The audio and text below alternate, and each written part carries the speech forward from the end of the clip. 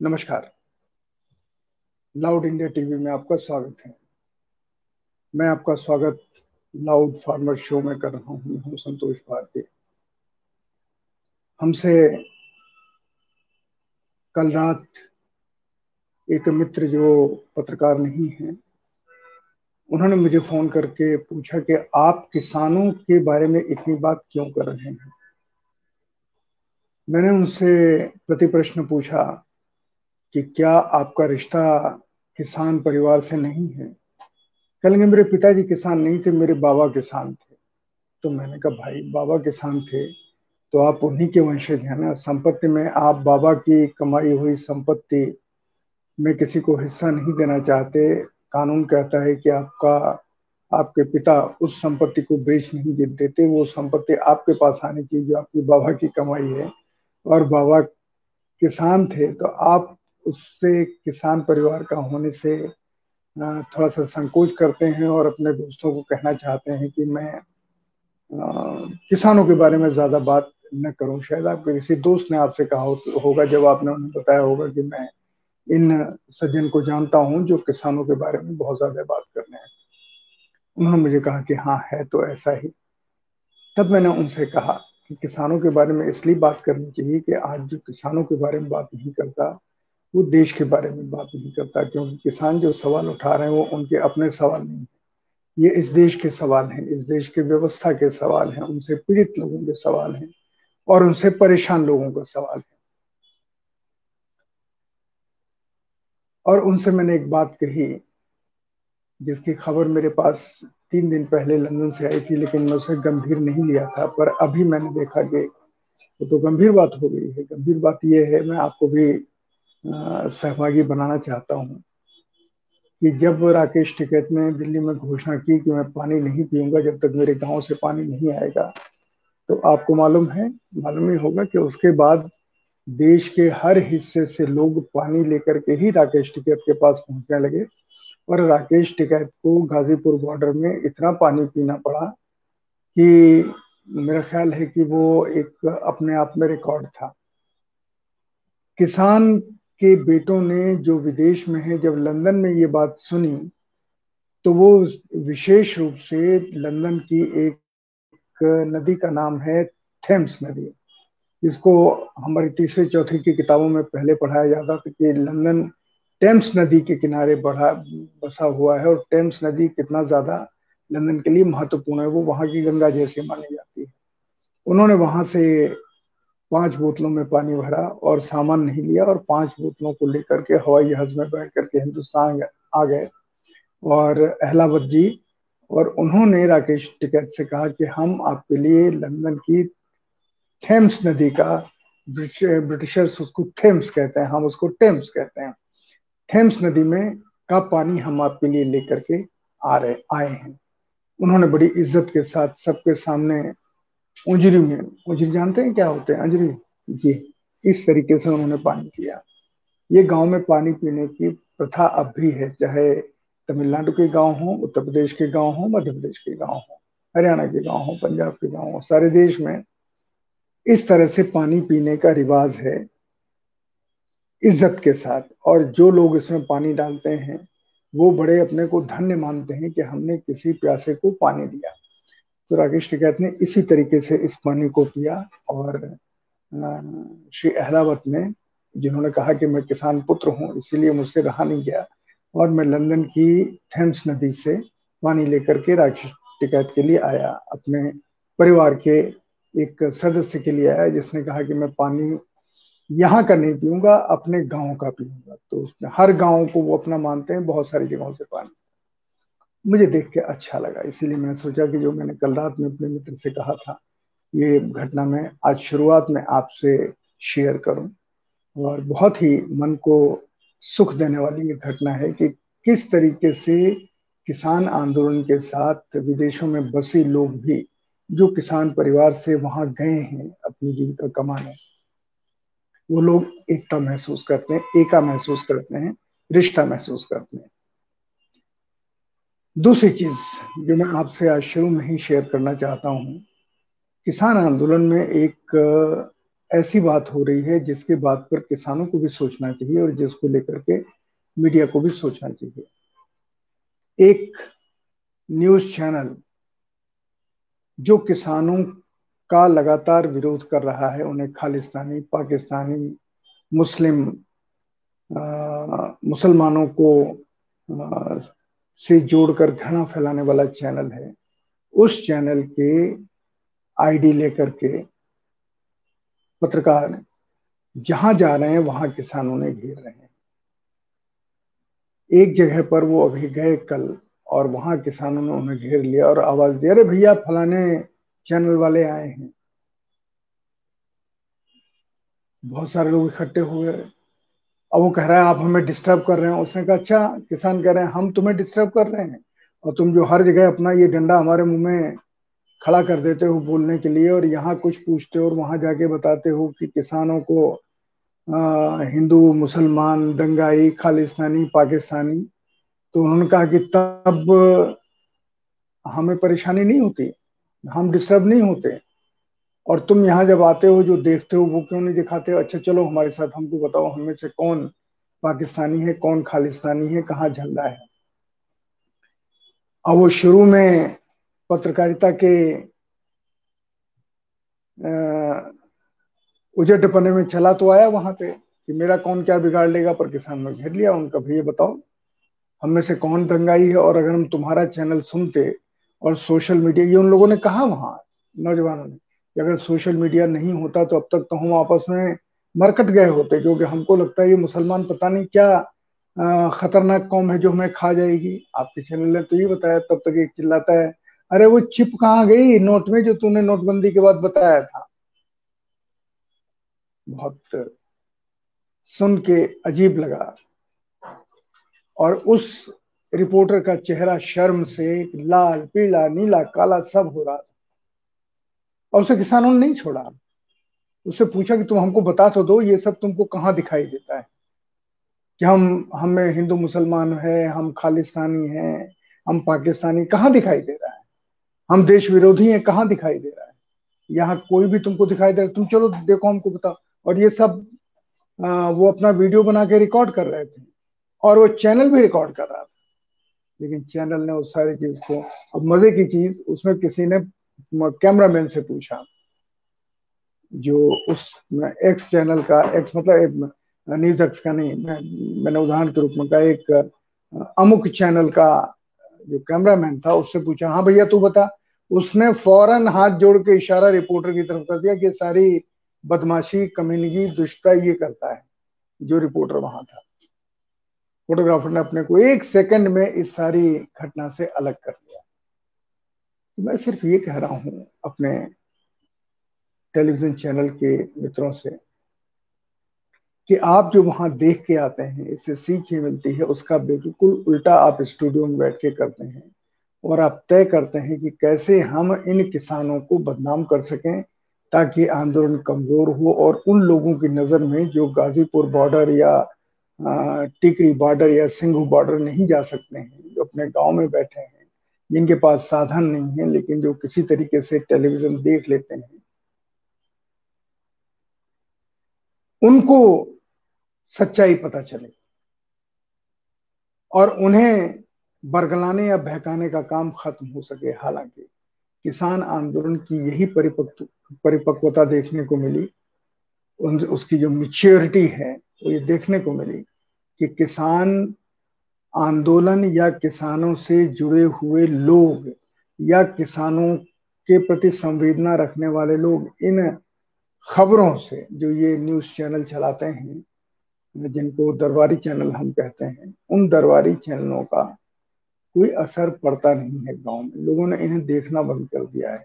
अब social media पे जब तक सरकार के लिए खतरा बन गए हैं यूट्यूब चैनल, फेसबुक पे जो लाइव वगैरह करते हैं लोग, वो इनके लिए खतरा बन गए हैं। तो जब, तो मुझे नहीं लगता कि 6 महीने से ज्यादा ये सिलसिला चल पाएगा, क्योंकि ये सत्तारूढ़ जुंटा के लिए, सिस्टम के लिए ये खतरा बन चुके हैं, और उनकी बात को फौरन अब लोग एक चैनल से दूसरे चैनल पे करेक्ट नहीं करते हैं, देखते हैं कि इसने जो कहा है वो सही है कि नहीं। ना, वो सारे न्यूज चैनल्स को एक ही मानते हैं। और वहां किसी ने चिल्लाया, वो कहाँ है, वो कहाँ है, मतलब हर आदमी जो इन इस मंडली से, जो किसानों के आंदोलन को बर्बाद करने वाला एक ये मानसिकता का नहीं है, वो सब इनमें से किसी के ऊपर भी विश्वास नहीं करते, बल्कि सोशल मीडिया पे साधारण साधारण छोटे छोटे बच्चे, छोटे छोटे नौजवान लड़कियां जो लाइव कर रहे हैं वहां देख करके उसके ऊपर भरोसा करते हैं।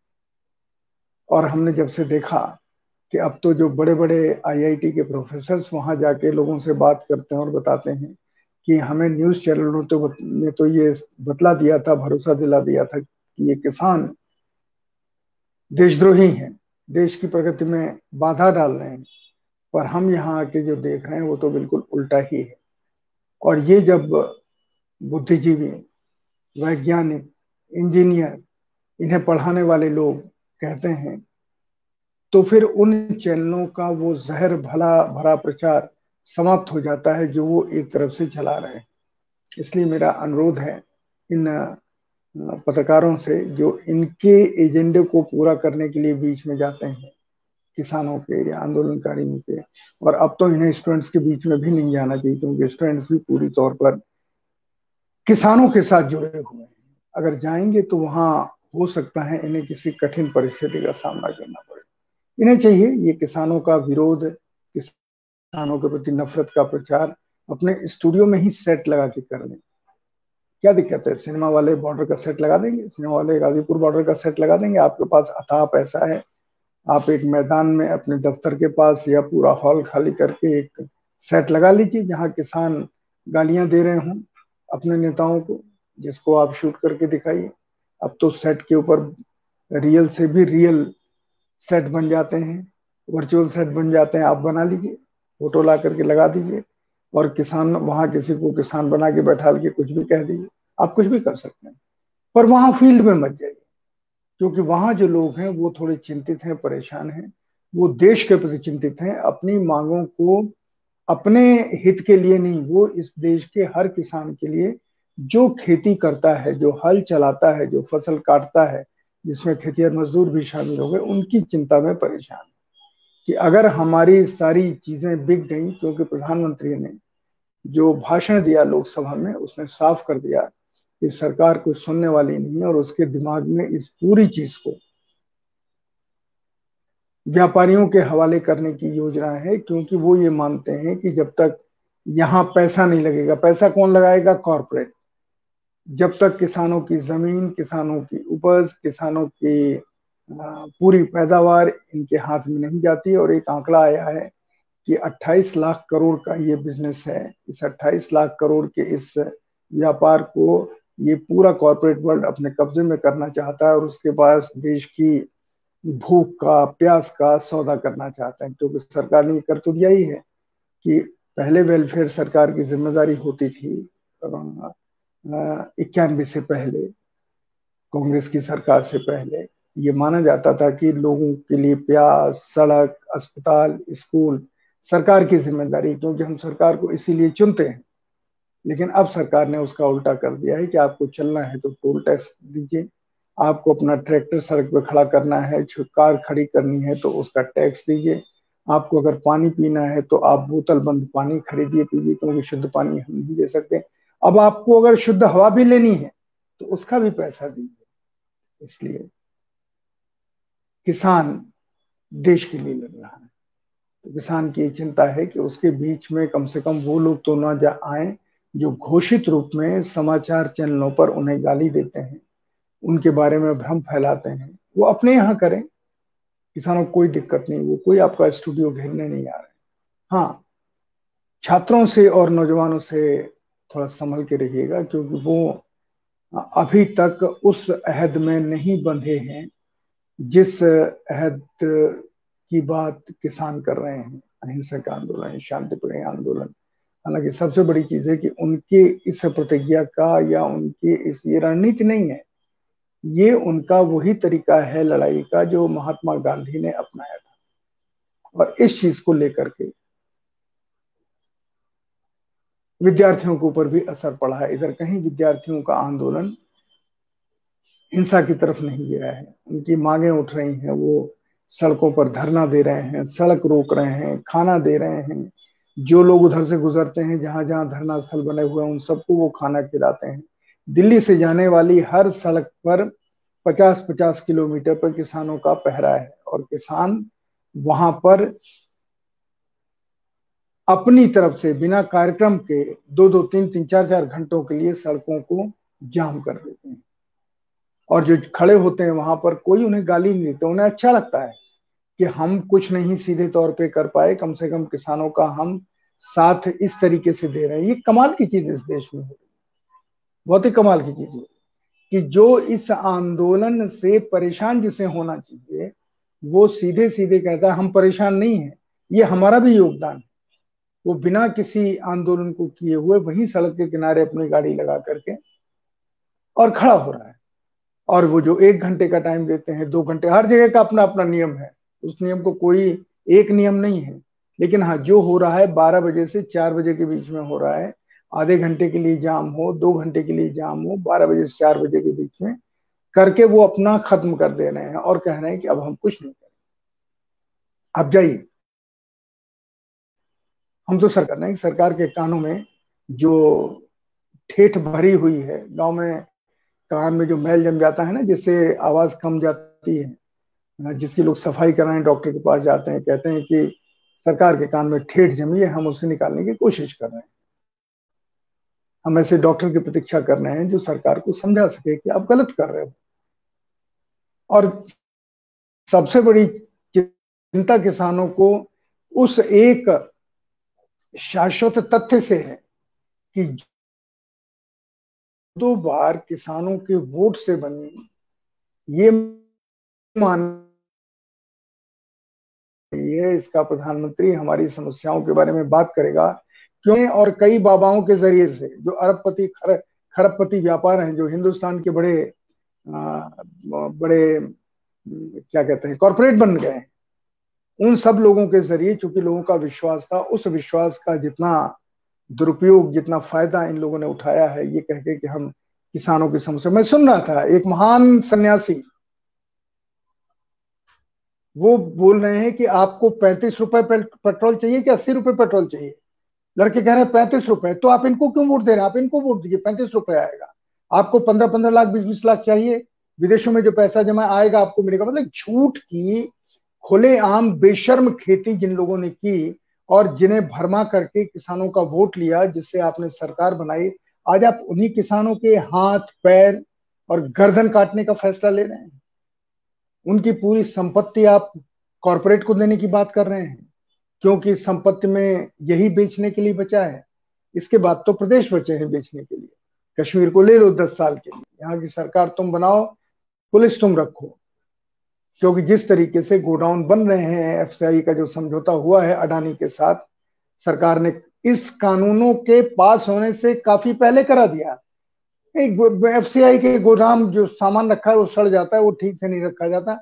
एफसीआई इस काम को नहीं कर सकते। आजादी के बाद से मौजूदा सरकार के आने तक एफसीआई रखती थी, और ये मान के रखती थी कि अगर 2 साल के लिए भी अकाल पड़ा तो हम ये अनाज निकाल के लोगों का पेट भर सकते हैं। ये गणित होता था। लेकिन अब आप अडानी जी को सौंप रहे हैं। अडानी जी कहेंगे कि अब हमको इतना पैसा दो तो हम देंगे, क्योंकि आपका हमारा कॉन्ट्रैक्ट इनको बचा, जिसका आप किराया दे रहे हैं इतने दिनों के लिए था, इससे ज्यादा दिनों के लिए नहीं था। अब ये हमारी चीज हो गई, अब हम इसको आपको जिस भाव चाहें आप देंगे। आने तो दीजिए अकाल की स्थिति। इस देश में गृह युद्ध न हो जाए, लूटपाट न हो जाए, छीना झपटी न हो जाए, और इसका डर दिखा करके ये कंपनियां, जो अनाज के क्षेत्र में 2 बड़ी कंपनियां कूदी हैं, अडानी जी की और अंबानी जी की, ये लोग अपनी सेना बनाएंगे और फिर ये किसी मजिस्ट्रेट के इशारे पे गोली नहीं चलाएंगे, ये सीधे गोली ही चलाएंगे ताकि इनका गोदाम लुटने से बच जाए। इस डर से किसान परेशान है, और वो सरकार को बार बार ये समझाने की कोशिश कर रहा है, लेकिन सरकार सुनने से मना कर रही है। सरकार सुनने से मना कर रही है। और ये चीज किसानों के कान में कैसे तोड़ मरोड़ के डाली जाए कि वो इस शक से दूर चले जाए, इसका काम इन्हीं कॉर्पोरेट सेक्टर के फाइनेंस किए हुए चैनल चल रहा है। जो चावल का सबसे बड़ा व्यापारी था, उसके सबसे ज्यादा चैनल है और सबसे ज्यादा झूठ परोस रहा है। अखबारों की दुनिया में जो सबसे बड़ा आदमी था, जिसको एफडीआई का सबसे बड़ा फायदा मिला, जिसे विदेश के लोगों ने सबसे ज्यादा पैसा करके उसके चैनल में, उसके अखबार में इन्वेस्ट किया, उसका चैनल सबसे ज्यादा किसानों को बरगलाने का काम कर रहा है। किसान इस स्थिति से परेशान है क्योंकि अब किसान अनजान नहीं है। आप जो सोचते थे कि किसान अब वही पुराना धोती और अंगोछा और दाढ़ी न बिना बनाए हुए, भूखा प्यासा, मुंह से फेन उगलता हुआ आपके आगे झोली फैलाएगा, हाथ फैलाएगा। आज का किसान अब मिक्स हो गया, वैसा भी किसान है लेकिन अपने हाड़ तोड़ मेहनत से, अपनी हड्डियों से, अपने खून पसीने से अपने बच्चों को इस लायक बनाया है पढ़ करके कि वो जानकारी ले लें कि कहाँ क्या हो रहा है। अब उन्हें ये मालूम है कि अमेरिका में जहाँ के लिए आप यहाँ दलाली का काम हमारा व्यापार जगत कर रहा है, उस अमेरिका में सरकार किसानों को 65,000 या शायद $6.5 लाख से ज्यादा की सब्सिडी प्रति साल देती है अपने किसानों को, जो खेती में काम करते हैं, जो अन्न उगाते हैं। बाजार के भाव से अलग के अलावा हमारे यहाँ सोमपाल जी आए थे, जो भूतपूर्व कृषि मंत्री हैं, उन्होंने ये बात कही। और हमारे साथ वरिष्ठ पत्रकार एनके सिंह, जो देश में किसानों की जानकारी रखने वाले चुनिंदा 4-5 पत्रकारों में एक हैं। अंग्रेजी में पी साईनाथ का नाम है तो हिंदी में एनके सिंह का नाम है। आज वो हमारे साथ 5:30 बजे होंगे कि कितना अमेरिका अपने किसानों को सब्सिडी देता है और हमारे यहाँ सब्सिडी जो थी वो खत्म हो गई। अब हर जगह खत्म कर दी। अब आप सीधे पैसा दे रहे हैं, किसानों को नहीं। मांग हो रही है किसानों को सब्सिडी का पैसा दीजिए, लेकिन उनको नहीं दे रहे हैं, कंपनियों को दे रहे हैं।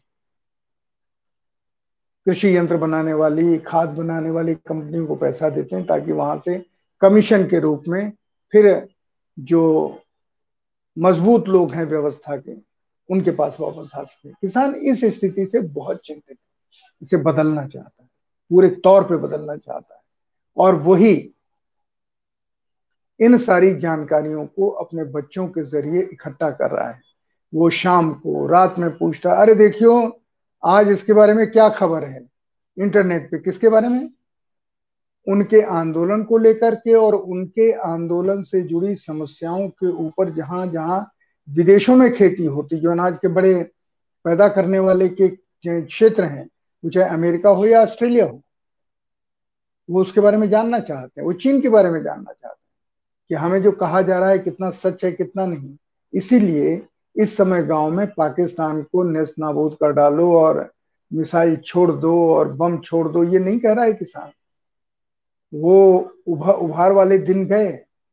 अब वो इस पे भी भरोसा नहीं कर रहा है कि जो आप चीन के बारे में अब तक कह रहे थे और अचानक एक रात में आपने पलट के समझौता कर लिया और किसानों को इस स्थिति को नहीं बताया, और जो आप कह रहे हैं राज्यसभा में। अब सरकार की विडंबना देखिए, सरकार कह रही है, लोग भरोसा नहीं कर रहे हैं, लोग उसकी तुलना कर रहे हैं, लोग उसके ऊपर चर्चा कर रहे हैं कि अगर ये है तो ये क्या था। पहले तो आप इसको अपना क्षेत्र बताते थे, अब आप कह रहे हैं ये हमारा क्षेत्र है ही नहीं। हमारे देश का रक्षा मंत्री कह रहा है। ये कहाँ का दबाव है? अमेरिका का दबाव है, इसराइल का दबाव है, चीन का दबाव है, या किसी पैसे का दबाव है? लोग भरोसा ही नहीं कर रहे हैं। ये किसी सरकार के लिए सबसे शर्मनाक स्थिति हो सकती है। भरोसा कौन कर रहे हैं? वही दरबारी चैनल जो इन तर्कों को बढ़ाने में बुरी तरह लगे हुए हैं। आप किसी चैनल में बहस देखिए, कोई एक श्रीमान या श्रीमती बैठे हुए हैं और जहां कुछ बुलबुल बुलबुल किया सत्तारूढ़ पार्टी के प्रवक्ता ने, फौरन उसकी मदद मांगी। लेकिन इसका ये मतलब थोड़ी है, इसका ये मतलब ये थोड़ी है, अरे तुम एंकर हो, तुम दोनों तरफ की बात करोगे या करोगे, तुम तो एक सेकंड में ऐसा लगता है कि जैसे तुम्हारे परिवार की बेइज्जती हो रही है। हर आदमी अपने को एक बड़े राजनीतिक परिवार का सबसे पालतू कुत्ता दिखाने में लगा हुआ है। ये दिन भी आना था, लेकिन शायद अभी थोड़ी देर और बाकी है। जो बॉर्डर पे घटनाएं हो रही हैं, जहां पर इन्हीं के पत्रकार जा रहे हैं, उन्हें जिस तरीके से घेर करके सवाल किया जा रहा है, कोई मारपीट नहीं रहा है, उनसे बस ये कहना है आप चले जाओ, आप यहाँ बेकार आओ, आपको जो करना है अपने स्टूडियो में बैठ के करो। हमारे यहाँ आकर के दिखा के कि आप यहाँ आए हैं और लौट करके आप दूसरी कमेंट्री करने लगे, दूसरी की रिपोर्ट करने लगे और बताने लगे हम गए तो वहां उसने ये कहा। आप ही का एक आदमी खड़ा होकर कुछ कह देता है और आप उसको किसानों की बात बना के बोलने लगते हैं। ये सब नाटक बहुत पुराने हो गए, अब किसान इसे समझ रहे हैं। मैं इतनी ज्यादा बात इसलिए कह रहा हूं कि किसानों की नई रणनीति से लोग बौखला गए हैं। किसानों ने कहा है कि हम सारे देश में यात्रा करेंगे। उन्होंने पहले आखिरी चरण रखा था 2 अक्टूबर को कि हम 40 लाख लोगों की रैली करेंगे, ट्रैक्टर रैली, और उसके बाद हम अगली रणनीति बनाएंगे। पर अब किसानों के आपस में दबाव पैदा हुआ, जितने भी संगठन उनका कि नहीं 2 अक्टूबर को नहीं, इसको तो अभी आगे ले चलना। तब उन्होंने तय किया कि हम सारे देश में किसान यात्राएं करेंगे और किसान यात्रा करके किसानों को सारे मसले को समझाएंगे, क्योंकि सरकार तो उल्टा समझा रही है, राजनीतिक दल उल्टा समझा रहे हैं। हम सीधे किसानों को समझाएंगे। राजनीतिक दल जो समझाते हैं वो समझाएं अपने तय, देखते हैं किसान उनका कितना विश्वास करते हैं। पर किसान अपने भाइयों से बात करने के लिए खुद हाथ में राष्ट्रीय झंडा लेकर के निकलने को तैयार है। 2 अक्टूबर तक महापंचायतों का दौर और 2 अक्टूबर के बाद किसान यात्राओं का समंदर। जैसे समुद्र में नावें चलती हैं, वैसे किसान इस देश के किसान समंदर में अपनी यात्राएं करेंगे और उन्हें बताएंगे कि सही क्या है और हमें क्या करना चाहिए। हमारे कानूनों का मतलब ये, इसलिए अगर आपको अपने गांव में विरोध करना है तो आप कैसे विरोध कर सकते हैं, बशर्ते तब तक सोशल मीडिया चलता रहे। लेकिन किसान कह रहे हैं कि अगर सोशल मीडिया नहीं भी चला तो हमारी बात रुकेगी नहीं, क्योंकि आजादी के आंदोलन में कौन सा सोशल मीडिया था। वो उसके पहले कहते हैं कि जब आजादी की जंग 1857 की लड़ी गई तो कौन सोशल मीडिया था, कहां से तात्या टोपे रानी लक्ष्मीबाई निकल आए। जब शिवाजी सामना मुगलों का कर रहे थे तो कौन सोशल मीडिया था। हमें भी सोशल मीडिया की जरूरत नहीं है, हम किसान ही कभी के शिवाजी हैं, राणा प्रताप हम ही हैं, सुभाष चंद्र बोस हम ही हैं, भगत सिंह, राजगुरु, सुखदेव, अशफाकुल्ला खां हम ही हैं, महात्मा गांधी भी हम ही हैं, जयप्रकाश नारायण भी हम ही हैं, डॉक्टर लोहिया भी हम ही हैं। ये सब हमारे ही अंश थे जो कभी कभी आए, अब फिर हमारे बीच में से कोई इनके अंश पैदा हो। ये किसानों का जज्बा है। जब मैं बात करता हूं तो सब इसी टोन में बात करते हैं, जिसे देख के दिल गर्व से चौड़ा हो जाता है और लगता है कि हाँ, आज इस देश में क्रांतिकारियों की परंपरा, गांधीवादियों की परंपरा, आजादी के आंदोलन की परंपरा जिंदा है। ये नहीं मर सकती, चाहे इसे कितना भी आप मारना चाहो। चाणक्य का मंत्र भी यहाँ झूठा है कि इनकी जड़ों में खोद के, कुश को जो उसने कहा कि इसकी जड़ को खोद के इसमें मट्ठा डालो तो कुश मर जाएगा, वो सिद्धांत यहाँ फेल हो रहा है कि किसानों के बीच में जितना भी भ्रम फैलाओ किसान भटक जाएगा और सरकार का समर्थन करना पड़ेगा। सरकार का समर्थन राजनीतिक तौर से नहीं, सरकार का समर्थन इशू के ऊपर नहीं करेगा। वो कहेगा पहले इन इशू को हल करो, फिर आपके सारे मसलों के बारे में हम सोचेंगे ना, किस पे आपका समर्थन करना है, किस पे विपक्षी किसी दूसरी पार्टी का समर्थन करना है। पर पहले आप इन तीनों काले कानूनों को, जिन्हें हम कहते हैं ये संपूर्ण काले हैं, आपकी समझ में नहीं आया तो ये आपकी समझ की बलिहारी है। हम तो बार बार आपको बता रहे हैं लेकिन आपके कानों में वो नहीं जाता, लेकिन कभी जाएगा। महर्षि वाल्मीकि जब डाकू थे तो उनसे नारद ने कहा कि, उसने कहा हमारी मुक्ति कैसे हो, कहा तुम राम राम कहो, मेरे मुंह से राम राम निकलता ही नहीं, डाकू वाल्मीकि ने कहा। तो नारद ने कहा कहो मरा मरा, उल्टा बोलो, मरा मरा मरा मरा, 4 बार में उसके मुंह से राम निकलने लगा। तो किसान कह रहे हैं यही इस सरकार के साथ है। इसकी समझ में अभी किसानों की तकलीफ नहीं आएगी, अभी गांधीवाद नहीं आएगा, अभी आंदोलन नहीं आएगा, लेकिन वो जब देखेगी तो उसकी समझ में आएगा और वो भी फिर इन चीजों को संशोधित करने पर वो उनकी अच्छाई में भरोसा कर रहे हैं, कह रहे हैं फिर वो हमारे साथ होगी। इन तीनों कानूनों को रद्द करेगी, एमएसपी का कानून बनाएगी और देश में कृषि की पूरी इकोनॉमी को आमूल चूल ढंग से बदलने की कोशिश करेगी और दुनिया के सामने खड़ी होगी। क्योंकि दुनिया का जो अर्थव्यवस्था है, जिसको प्रधानमंत्री ने अपने भाषण में कहा कि ये जो नई अर्थव्यवस्था पैदा हो रही, ये अर्थव्यवस्था दुनिया की जनता के खिलाफ नई अर्थव्यवस्था है। प्रधानमंत्री जी, आपके मुंह से संयोग से निकल गया नई अर्थव्यवस्था। ये नई अर्थव्यवस्था शोषण की भयानक काला चेहरा बन के सामने आने वाली है। इसमें इंसान का महत्व नहीं है, इसमें पैसे का महत्व है। इंसान की भूख का, प्यास का, घाव का, दर्द का, धूप का, छांव का, सर्दी का, इसकी कोई गणना नहीं है। इसमें सिर्फ पैसे की गणना है प्रधानमंत्री। और किसान इस चीज को सौभाग्य से, मानवता के सौभाग्य से समझ रहा है। तो आज के लाउड फार्मर शो में इतना ही, लेकिन मुझे लगा कि मैं आपको इन 3-4 घटनाओं से अवगत कराऊं जो हो रही हैं और जो दिमाग में पैरेलल लेवल पर डेवलप हो रही हैं। ये इतना सुखद है, जिनकी आंखें हों जो देख सकते हैं, वो एक नए इतिहास का और नई सभ्यता का बनना देख रहे हैं।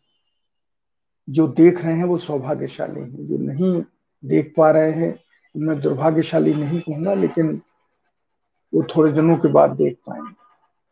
मैं आपसे विदा लेता हूं और फिर ये आपसे शेयर करना हूं कि 2 बजे देश के प्रसिद्ध पत्रकार अशोक वानखेड़े हमारे साथ होंगे और शाम 5:30 बजे किसानों के सवालों पर और देश की सरकार के रुख पर और किसानों के बीच में उसकी क्या प्रतिक्रिया है, इन सवालों के ऊपर देश के प्रसिद्ध पत्रकार श्री NK सिंह, जो कृषि मामलों के हमारे बीच के सबसे ज्ञाता पत्रकार हैं देश के 2-3 पत्रकारों में, वो हमारे साथ। आपको बहुत बहुत धन्यवाद। आपसे 2 बजे मुलाकात होगी। नमस्कार।